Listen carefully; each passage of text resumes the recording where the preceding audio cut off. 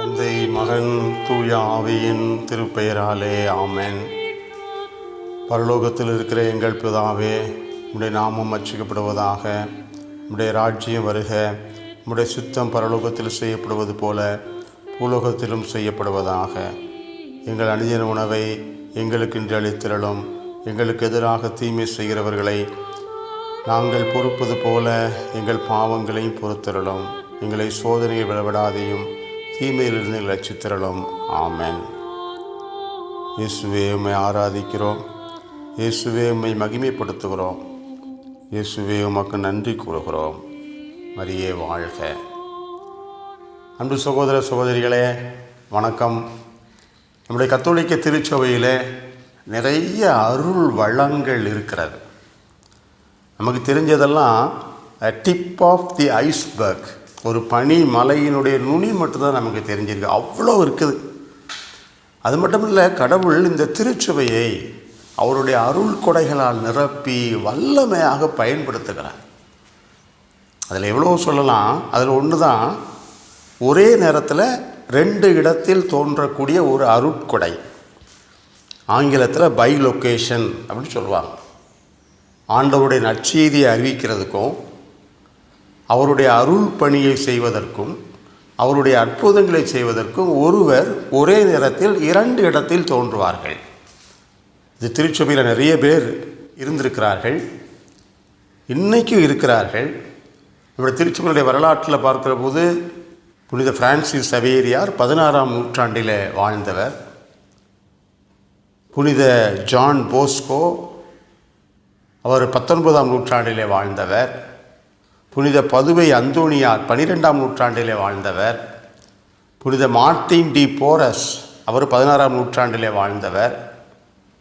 புனித பாத்ரே பியோ என்று சொல்லக்கூடிய புனித 5 காய பியோ 20ஆம் நூற்றாண்டிலே வாழ்ந்தவர். இவர் உள்ள 5 பேரை குறிப்பிட்டு சொன்னாலும் நிறைய பேர் இன்றைக்கும் இருக்கிறார்கள். இன்றைக்கும் நான் பேர் சொல்ல முடியாது, என அனுமதி கிடையாது. ஆனால் ஒரே நேரத்தில் 2 இடத்தில் தோன்றக்கூடிய அருள் கொடை பெற்றவர்கள். அது புனித 5 காய பியோவினுடைய வாழ்க்கையில் நூற்றுக்கணக்கான முறைகள் இது நடந்திருக்கிறது. 2ஆம் உலகப்போர் நடந்து கொண்டிருக்கிறது. இத்தாலி நாடு, அதுவும் தெற்கு இத்தாலி, அங்கே சென்ட் ஜியோவன்னி ரொட்டோண்டோ அப்படிங்கிற ஒரு ஊர், அங்கே தான் குருவானவராக அருட்தந்தை பியோ இருக்கிறார். இந்த தெற்கு இத்தாலி நாசிகளுடைய பிடியில் இருக்கிறது. அப்போ அமெரிக்க விமானங்கள் குண்டுகளை போடுகிறது, ஊர்களை அழிக்கிறது. அப்போ இந்த ரொட்டண்டா ஊரில் இருக்கிறவங்க ஃபாதர் பியோட்ட வந்து கேட்குறாங்க, நம்ம ஊர் மேலேயும் குண்டு விழுந்து நம்ம ஊரையும் அழிச்சிருமே ஃபாதர், நல்லா ஜெபம் பண்ணுங்க ஃபாதர், நம்ம அழிஞ்சு போகக்கூடாது, அமெரிக்கா குண்டு போட்டுருமே அப்படின்னு சொல்கிறாங்க. இப்போ ஃபாதர் பியோ சொல்கிறாரு, ரொட்டோண்டா ஊர் மேலே குண்டு விழாது, அழிக்க மாட்டார் கடவுள், போங்க அப்படிங்கிறார். ஆனால் அவர் சொன்னதுக்கு நேர்மாறாக அமெரிக்காவினுடைய விமானப்படைகள் அந்த ரொட்டோண்டோ ஊர் மேலே வட்டம் அடிச்சுக்கிட்டு இருக்காங்க, குண்டு போட போகிறாங்க. அந்த விமானங்கள் வட்டம் அடிக்கிற போது அந்த வானத்தில் விமானத்துக்கு முன்னாடி போய் காப்பி கலர் ட்ரெஸ்ஸு அங்கி போட்ட ஒரு கச்சை கட்டின ஒரு துறவி முன்னாடி போய் நிற்கிறாரு. அந்த விமானத்துக்கு முன்னாடி வானத்தில் அந்த அமெரிக்க விமானிகள் குண்டு போடுறதுக்கு எவ்வளவோ முயற்சி பண்ணுறாங்க. ஆனால் அவங்களால குண்டு கடைசி வரைக்கும் போட முடியல. குண்டு போட முடியாமலே, காரணம் தெரியாமலே அந்த அமெரிக்க விமானப்படைகள் பின்வாங்கி போயின. அந்த துறவி அங்கே இருந்ததை அவர்கள் பார்த்தார்கள். சில ஆண்டுகளுக்கு பின்னாடி இத்தாலியில் ஃபோகியோங்கிற இடத்துல அமெரிக்க விமானப்படை தளம் அமைக்கப்பட்டது. அப்போ இந்த ஊர் மேலே குண்டு போட முயற்சித்த அந்த விமானிகளில் ஒருத்தர் அங்கே இருக்கிற ஒரு துறவர மடத்துக்கு போவோன்னு சொல்லி ஏதோ ஒரு காரணத்துக்காக போயிருக்கிறார். அப்போ போகிற போது அவருக்கு ஒரு பெரிய அதிர்ச்சி. என்னன்னா, வானத்தில் அன்றைக்கி பார்த்தாரே அந்த துறவி, குண்டு போட முடியாமல் வானத்தில் வந்து தடுத்தாரே ஒரு துறவி, அவர் அந்த துறவர மடத்தில் உட்கார்ந்துக்கிட்டு இருந்தார். அவர்தான் புனித 5 காய பியோ.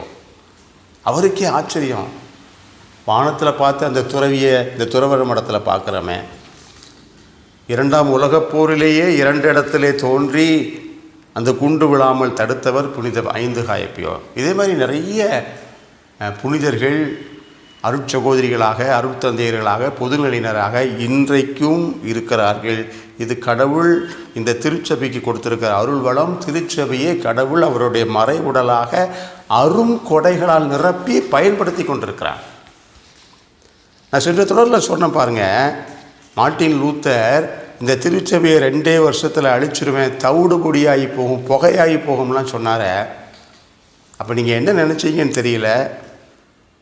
ஆனால் என்ன தோணுதுன்னா, மார்ட்டின் லூத்தர் நம்பக்கூடிய புனித பவுல் எபேசியர் 5ஆம் அதிகாரத்தில் 23, 29 வசனம், ஏன்னா 21வது வசனத்திலேருந்தே திருச்சபையை பற்றி தான் சொல்கிறார். அதில் 23வது வசனம் சொல்லுகிறார் பாருங்கள், திருச்சபையாகிய உடலுக்கு தலையாக இருக்கிறவர் கிறிஸ்து. 29வது வசனம் சொல்லுகிறது, இந்த திருச்சபையை தன் உடலாகவே கிறிஸ்து பேணி வளர்க்கிறார். புனித பவுல் சொன்ன திருச்சபை, புனித பவுல் இருந்த அப்போஸ்தலர் இருந்த கத்தோலிக்க திருச்சபை. அந்த கத்தோலிக்க திருச்சபையை கிறிஸ்து வளர்க்கிறார். அதை யார் அழிக்கிறார்? Martin Luther அழிக்கிறார். நான் ஏற்கனவே சொல்லியிருக்கிறேன், திருச்சபைக்கு ஒரே எதிரி யார்?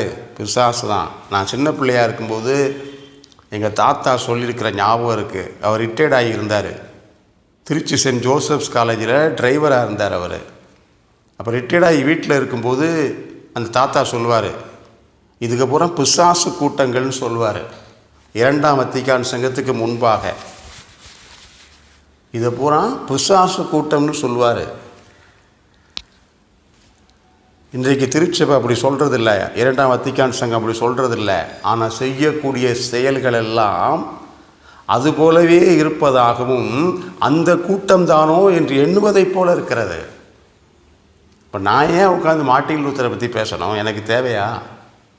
ஆனால் கிறிஸ்துவே கட்டிய ஒரு திருச்சபையை நான் அழித்தே தீர்வேன் என்று இந்த 500 வருஷமாக கங்கணம் கட்டி இன்றைக்கும் நீங்கள் செயல்பட்டு கொண்டிருக்கிறீர்களே, உங்களை எங்கள் தாத்தா சொன்னதை போல சொல்லாமல் வேறு எப்படி சொல்ல முடியும் என்று எனக்கு என்ன தோன்றுகிறது. ஆனால் திருச்சபை அப்படி ஒரு நாள் சொல்லாதுங்க. நம்ம திருச்சபை என்றைக்காவது மற்ற சபைக்காரங்களை அழிக்கணும்னு சொல்லியிருக்குதா? இன்றைக்கும் திருச்சபை ஓடி ஓடி உரையாடல் வைக்கிறது. மற்ற சபைகளோடு நல்லுறவு. எந்த சபைக்காரங்க நம்மளை தேடி வராங்களா? நம்ம தான் ஒவ்வொரு முறையும் ஒவ்வொரு கிறிஸ்மஸாக இருக்கட்டும், நிகழ்ச்சியாக இருக்கட்டும், போராட்டங்களாக இருக்கட்டும், ஓடி ஓடி நம்ம தான் போய் நல்லுறவை ஏற்படுத்தி கொண்டிருக்கிறோம். அது மட்டுமல்ல, சீர்திருத்தம் லூத்தர் ஆரம்பித்து 500 வருஷம் ஆனபோது லூத்தருக்கும் சீர்திருத்தத்துக்கும் ரோமாபுரியில் அஞ்சல் தலை ஸ்டாம்பு வெளியிட்டது இந்த கத்தோலிக்க திருச்சபை. இந்த திருச்சபை ஒரு தாயைப் போல புனிதத்திலும் உன்னதத்திலும், இன்னும் சொல்லப்போனால் பெருந்தன்மையிலும் இந்த திருச்சபை போல் உண்டாங்க. எங்கள் ஊரில் சொல்லுவாங்க, காலை கழுவி குடித்தா கூட உனக்கு புத்தி வராதுவாங்க. இந்த திருச்சபை போய் அழிக்கணும்டா, என்னங்க அர்த்தம்? வேறு வேலையே இல்லையா உங்களுக்கெல்லாம்? மார்ட்டின் லூத்தர் சொன்னார், இந்த கொலகார திருட்டு நாய்களை சுட்டு கொள்ளுங்கள் சொன்னார். யாரை சொன்னார்? கொலகாரங்களையும் திருடங்களையுமா? இல்லை, லூத்தருடைய சபையில் இருக்கக்கூடிய விசுவாசிகளையும் லூத்தர் சபையில் இருந்த பாஸ்டர்களையும் கொலகார திருட்டு நாய்களை சுட்டு கொள்ளுங்கள் என்று மார்ட்டின் லூத்தர் சொன்னார். வரலாற்றிலே ஆதாரங்கள் இருக்கிறது. 1524ஆம் ஆண்டு, 1525ஆம் ஆண்டு, 24லேருந்து 25 வரைக்கும் ஜெர்மனியில் விவசாயிகள், அந்த பண்ணையில் வேலை பார்த்த அடிமைகளுடைய போராட்டம். விவசாயிகளுக்கு பிரச்சனைகள் இருந்தது, வரி பிரச்சனை இருந்தது, விவசாயிகளுக்கு சட்டப்பூர்வமான அங்கீகாரம் இல்லை, பிரச்சனைகள் இருந்தது, அடிமைகளாக பிரச்சனை இருந்தது. ஆனால் அவங்கள தூண்டி விட்டது யார்? ஏன்னா Martin Luther of the Christian freedom, கிறிஸ்தவர்களுடைய விடுதலைக்காக என்று சொல்லி அவர் கைப்பிரதி எழுதி அவருடைய சபைகளிலெல்லாம் கிறிஸ்தவர்களுடைய விடுதலையை பற்றித்தான் அவர்கள் போதித்தார்கள். பைபிளில் வசனத்தோடு போதித்தார்கள். ஆனால் மார்ட்டின் லூத்தர் சொல்லி கொடுத்த விடுதலை யாருக்கு எதிராக தெரியுமா? கத்தோலிக்க திருச்சபைக்கு எதிராக. நீங்கள் போப்பாண்டவர்களுக்கு கைக்கூலிகளாக இருக்காதீர்கள், அடிமைகளாக இருக்காதீர்கள், உங்களுக்கு ஒரு மாண்பு உண்டு, நீங்கள் விடுதலை பெற வேண்டும், விடுதலைக்காக போராட வேண்டும் என்று பைபிளில் வசனத்தை சொல்லி சொல்லி சொல்லி சொல்லி கொடுத்தது மார்ட்டின் லூத்தர். ஆனால் அந்த பண்ணை அடிமைகள், அவர்களுக்கு இருக்கிற பெரிய பிரச்சனை போப்பாண்டவர் கிடையாது, அந்த பண்ணை ஆட்கள், அந்த பிரபுக்கள் இவர்களை அடிமைகளாக கொத்தடிமைகளாக நடத்துகிறாங்க. அப்போ அவங்க சொன்னாங்க, பைபிளில் வசனம் சொல்லியிருக்குதே, மார்ட்டின் லூத்தர் சொல்லியிருக்காரு, நம்ம போராடணுமேன்னு சொல்லி பிரபுக்களுக்கு எதிராக போராடுகிறார்கள். அப்போ போராடுகிற போது அவர்கள் போராடுறது மார்ட்டின் லூத்தர் பெயரால் போராடுறாங்க. ஏன்னா அவர் தான் எங்களுக்கு இதை சொல்லி கொடுத்தார், எங்களுக்கு பைபிள் வசனத்தை சொல்லி கொடுத்ததே அவர் தான். மார்ட்டின் லூத்தர் என்ன செஞ்சார் தெரியுமா? உடனே அவர் ஒரு மடல் எழுதுகிறார், அடிமைகளுடைய வேலை விவசாயிகளுடைய வேலை, விவசாயம் பண்ணுறதும் வயலில் வேலை பார்க்குறது தான் உன் வேலை, போராடுறது உன் வேலை கிடையாது.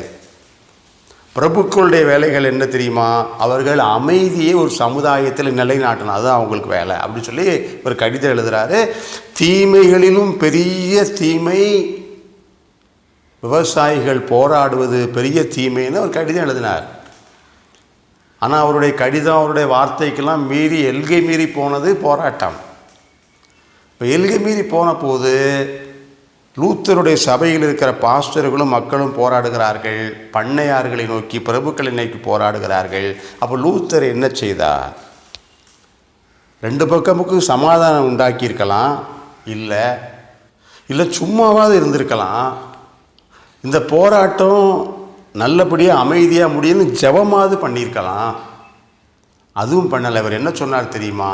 இவர் பிரபுக்கள் பக்கமாக பண்ணையார்கள் பக்கமாக சேர்ந்து கொண்டு ஒரு கடிதம் எழுதினார். Against the murderers and thieving hordes of peasants. அதுக்கு என்ன அர்த்தம்? கொலைகார திருட்டு விவசாயிகளுக்கு எதிராக அப்படி ஒரு மடல் எழுதினார்.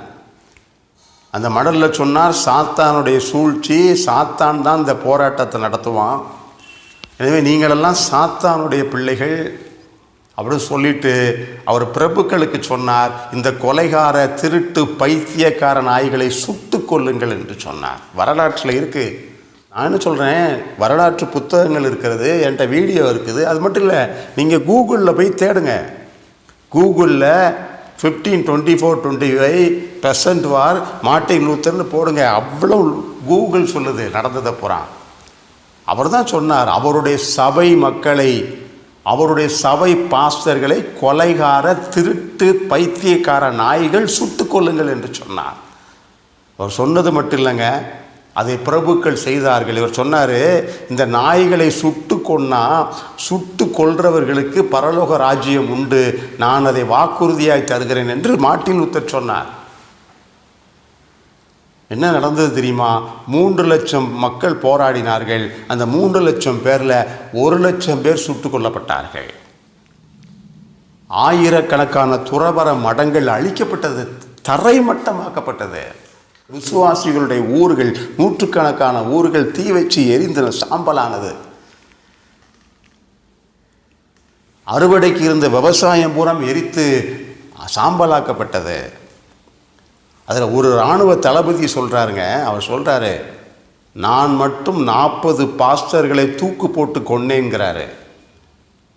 16,000 போராளிகளை நான் ஒருவன் மட்டுமே கொன்னேன்னு சொல்கிறாருங்க. அப்போது தன்னுடைய சபை மக்களை கொலகார திருட்டு நாய்கள் என்று சொன்ன மார்ட்டின் லூத்தர், அவர்களை கண்டதும் சுட்டு கொல்லுங்கள் என்ற மார்ட்டின் லூத்தர் வரலாற்றில் இருக்கிறது. படித்து பாருங்கள். பைபிளில் உங்களுக்கு வேணுங்கிற வசனத்தை மட்டும் எடுத்து வச்சு வசனம் பேசுகிற மாதிரி வரலாற்றில் வேணுங்கிற வசனம் மட்டும் பேச முடியாது. ஏன்னா மார்ட்டின் லூத்தர் எப்படிப்பட்டவர் என்று தெரிந்தால்தான் அவர் பின்னால் வந்திருக்கிற இந்த மூடத்தனமான கூட்டம் யார் என்று தெரியும், இவர்கள் செய்யக்கூடிய காரியங்கள் என்னவென்று தெரியும், இவர்கள் மொத்தமாகவே யார் என்று நமக்கு புரியும். எவ்வளோ பெரிய கொடுமைங்க! நீ வசனத்தை வச்சு மக்களை ஏமாற்றி விடுதலையும் போராட்டத்தையும் தூண்டி விட்டுட்டு போராட போனவங்களை பூரா கொலகார நாய்கள், சாத்தான்கள், அதுகளை சுட்டு கொல்லுன்னு சொல்லக்கூடிய ஒரு மாபாதகம் இல்லையா அது? அதனால தான் மார்ட்டின் லூத்தர் புனிதனாக இருக்க வேண்டாம், அவர் மனுஷனாக கூட கிடையாதுங்க. நான் பொதுவிலே குற்றச்சாட்டாக வைக்கிறேன். எத்தனை ஆதாரங்கள் வேண்டும்? அதனால தான் நம்முடைய இன்றைக்கு முக்கியமான பணி என்ன தெரியுமா? இன்றைக்கு நாம் இந்த செய்தியை எல்லாருக்கும் நாம் அறிவிக்க வேண்டும். மார்ட்டின் லூத்தர் தன் சபை பாஸ்டர்களோடும் விசுவாசிகளோடும் இல்லாமல் அவர்களுக்கு எதிராக 7 பண்ணைகளோடும் பிரபுக்களோடும் அவர் சேர்ந்து கூட்டு சேர்ந்தார். இதுக்கு வரலாற்று புஸ்தகத்தில் நிறைய வீடியோக்களில் ஆதாரம் இருக்குது. இருந்தாலும் கூகுளில் போய் என்ன தான் சொல்லுதுன்னு பார்ப்போமே அப்படின்னு போட்டால் கூகுளில் கேள்வியாகவே இதை கேட்டிருக்காங்க. கேட்டதுக்கு என்ன பதில் கூகுளில் போட்டிருக்குன்னா, ஏன்னா நம்ம சொன்னால் ஏதோ நம்ம வேண்டாது பேசுகிறோம்பாங்க. இது எல்லாமே கூகுளில் இருக்குது. அவங்க கேள்வியாக கேட்டதுக்கு பதில் என்ன சொல்கிறாங்க தெரியுமா? Martin Luther sided with the princess because they hid him and supported him. He also saw that he could gain money and status by siding with them. என்ன பண்ணுறாங்க பார்த்தீங்களா? 2 காரணம் சொல்லியிருக்குது. முதல் காரணம் என்ன? மார்ட்டின் லூத்தர் கத்தோலிக்க திருச்சபைக்கு எதிராக பேசிய போது அவருக்கு பணம் கொடுத்து, அவருக்கு பாதுகாப்பு கொடுத்து, அவருக்கு அடைக்கலம் கொடுத்து, அவரை ஒழிச்சு வச்சவங்க இந்த பண்ணை ஆட்களும் இந்த பிரபுக்களும். பார்த்தீங்களா, பூனைக்குட்டி வெளியே வந்துருச்சா? 2வது என்ன காரணம் சொல்கிறாங்க தெரியுமா? இவர் ஏன் பாஸ்டர்களையும் விசுவாசிகளையும் சுட்டு கொள்ளுங்கன்னு சொன்னார்னா, இவருக்கு பணமும் பதவியும் கிடைக்கும், அதுக்காக செஞ்சார். என்னங்க இதெல்லாம் வரலாற்று உண்மைங்க. அதனால தான் திருப்பி திருப்பி திருப்பி திருப்பி நம்ம சொல்லக்கூடிய காரணம் அதானே. அநீதியும் தீமையும் தீமையின் வடிவமான சாத்தானின் சூழ்ச்சி. ஒரு பாஸ்டர்களையும் விசுவாசிகளையும் சுட்டு கொள்ள சொன்னவனே நீ உன் சபைக்கு தலைவராக வச்சுக்கிட்டு இருக்கீங்களா? ஐயோ ஐயோ. அதனால தான் சொல்லுகிறேன், வரலாற்றை படியுங்கள். ஒவ்வொரு தொடர்லையும் திரும்ப திரும்ப சொல்லிக்கிட்டு இருக்கிறேன். நீ நினச்சிக்கிட்டு இருக்கிறது வரலாறு கிடையாது. உனக்கு போதிச்சுக்கிட்டு இருக்கிறது பைபிள் கிடையாது. இன்றைக்கு அன்னை மரியாள் சாத்தானின் தலையை நசுக்குவார். மரியாளின் மாசற்ற இறுதியில் வெற்றி பெறும். அதில் சந்தேகமே இல்லை. ஆனால் அதுவரைக்குமாய் நாம் இந்த செய்தியை அறிவித்து கொண்டே இருக்க வேண்டும். கத்தோலிக்க கிறிஸ்தவர்கள் இதை அறிந்து கொள்வது மட்டுமல்ல, இதை அறிவிக்க வேண்டும். ஆண்டவர் நம்மோடு இருந்து அந்த பணியை செய்ய நமக்கு அருள் கொடுப்பாராக. அவர்களுக்காக நாம் ஜெபிப்போம். நிச்சயமாக மிகப்பெரிய மனமாற்றம் வர வேண்டும். ஒரே ஆயனும் ஒரே மந்தையும் உருவாக வேண்டும். அவர்களுக்காக மன்றாடுவோம். ஆண்டவர்களை ஆசீர்வதிப்பாராக. எல்லாமல்ல இறைவன், தந்தை, மகன், தூய ஆவி உங்களோடு இருந்து ஆசீர்வதித்து வழிநடத்தி உங்களை பாதுகாப்பாராக. ஆமென்.